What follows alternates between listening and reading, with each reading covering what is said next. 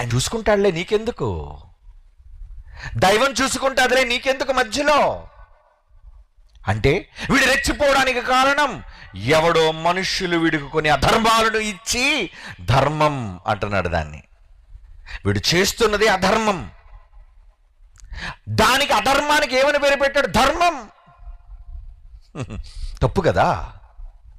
అదే యేసుక్రీస్తు వారు చెబుతున్నారు, మొదటి శతాబ్దంలో చేస్తున్న హెచ్చరిక ఈ సమాజానికి. వారు మానవులు కల్పించిన పద్ధతులను, వ్రాసిన విధానాలను, దైవోపదేశములని బోధిస్తున్నారు. దేవుడు చెప్పాడు, దేవుడు చెప్పాడు, దేవుడు చెప్పాడు. దేవుడు చెప్పాడా? ఏమని? సోషల్ మీడియాలోకి వచ్చి మిగిలిన వాళ్ళందరినీ బూతులు తిట్టమని క్రైస్తవులకు చెప్పాడా దేవుడు?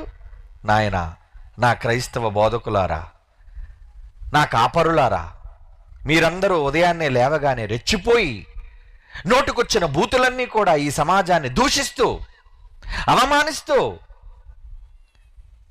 చంపుతాం, నరుకుతాం అని అనండరా అని దేవుడు రాత్రి కల్లో కలిసి చెప్పాడు అనుకున్నారా?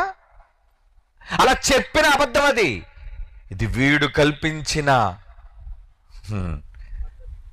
మానవ ఉపదేశం, అది దైవోపదేశం కాదు అది. మరో దేవుడు నాకు చెప్పాడు, దేవుడు నాకు చెప్పాడు, దేవుడు ప్రతి దానికి దేవుణ్ణి వాడుకోవడం అలవాటైపోయింది. దేవుని పేరు చెప్పి దందా, దేవుని పేరు చెప్పి దోపిడీ. ఈరోజు అందరూ చూడండి, వాక్యం చెప్తుంటాడు, ముందు ఫోన్పే నెంబర్ వచ్చేస్తుందండి. ఎందుకు వచ్చేస్తుంది నెంబరు? వాక్యం చెప్తున్నప్పుడు, పోనీ వేరే ప్రకటనలో ఇప్పుడు చేసావంటే అర్థం ఉంది. వాక్యం చెప్తున్నాడు, ఫోన్పే ఎందుకు వేసావు? ముందు డబ్బులు పంపించండి, డబ్బులు పంపించండి, డబ్బులు పంపించండి. స్కానర్ కూడా పెట్టేస్తున్నారు, ఇక్కడే స్కాన్ చేసేయండి. మళ్ళా మీ లోకల్ కొన్ని చందాలు ఇచ్చేస్తారేమో మీ గుళ్ళకి, స్కాన్ చేసి నాకే డబ్బులు పంపించేయండి. ఈ దందా క్రైస్తవులనే కాదండి, అందరిలోనూ ఉంది ఇది. చివరికి బైబిల్ని దూషిస్తున్న మతోన్మాదులు, సన్నాసులు, బుద్ధిహీనులు, వాళ్ళు కూడా ఇంకా ఆడికి పనేం లేదండి.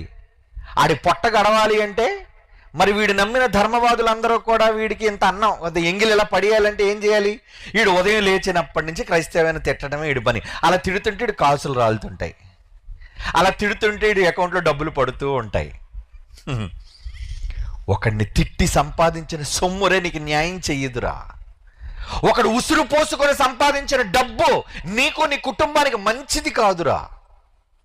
ఎందుకంటే ఎవడైనా దానివల్ల బాధపడితే, విశ్వరాజ్యాంగంలో ఒక దైవం ఉన్నాడు, ఆయన అన్నిటినీ చూస్తున్నాడు, సహిస్తున్నాడు.